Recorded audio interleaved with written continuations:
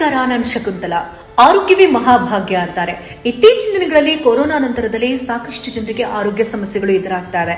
ಈ ಆರೋಗ್ಯ ಸಮಸ್ಯೆಗಳಿಂದಾಗಿ ಹಣದ ಬಾಧೆ ಕೂಡ ಉಂಟಾಗ್ತಾ ಇದೆ. ತುಂಬಾ ಜನ ಅನ್ಕೊಳ್ತಿರ್ತಾರೆ ಇನ್ಶೂರೆನ್ಸ್ ಮಾಡಿಸ್ಬೇಕಾಗಿತ್ತಪ್ಪ ಅಂತ. ಆದ್ರೆ ಯಾವ ರೀತಿ ಇನ್ಶೂರೆನ್ಸ್ ಮಾಡಿಸ್ಬೇಕು, ಇದ್ರ ಬಗ್ಗೆ ಸಾಕಷ್ಟು ಜನರಿಗೆ ಅರಿವಿರುವುದಿಲ್ಲ. ಇದಕ್ಕಾಗಿ ನನ್ನ ಸ್ನೇಹಿತೆ ವೀಣಾಶ್ರೀ ಅವರು ವಿಮೆ ವೀಣಾಶ್ರೀ ಎನ್ನುವಂತಹ ಪೇಜ್ ಅನ್ನು ಓಪನ್ ಮಾಡಿದ್ದಾರೆ. ಸೊ ವೀಣಾ ಅವರೇ, ಆಲ್ ದಿ ವೆರಿ ಬೆಸ್ಟ್. ನಮ್ಮ ವೀಕ್ಷಕರು ಕೂಡ ಒಳ್ಳೊಳ್ಳೆ ಇನ್ಫಾರ್ಮೇಶನ್ ತಿಳಿಸ್ಕೊಡಿ. Thank you. ವಿಮೆ ಅನ್ನೋದು ತುಂಬಾ ತರ ಇರುತ್ತೆ. ಆರೋಗ್ಯ ವಿಮೆಯಿಂದ ಹಿಡಿದು ವೆಹಿಕಲ್ ವಾಹನ ವಿಮೆಯಿಂದ ಹಿಡಿದು ಹಾಗೆಲ್ಲ ಜೀವ ವಿಮೆಯಿಂದ ಹಿಡಿದು ಪ್ರತಿಯೊಂದು ತರದ್ದು ವಿಮೆ ಇರುತ್ತೆ.